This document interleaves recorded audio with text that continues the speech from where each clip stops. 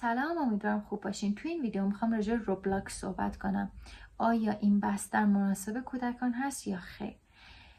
توی روبلاکس کمپانی‌های معروف و غیر معروف و افراد مختلف امکان طراحی بازی دارن و بازی ها میتونه نامناسب طراحی شه.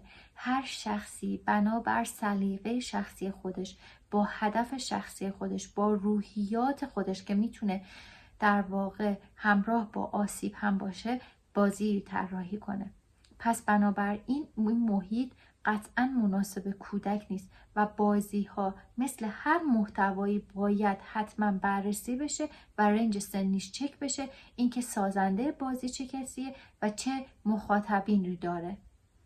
اینو باید بدونین که بعضی از بازی ها حتی در این بستر چون به صورت آنلاین برگزار شده، کودکانی بودن که طی این بازی با افراد دیگه در تعامل شدن و این افراد کودکان رو به محیط خارج از بازی هدایت کردن و در نهایت متاسفانه ازشون سوء استفاده جنسی کردن.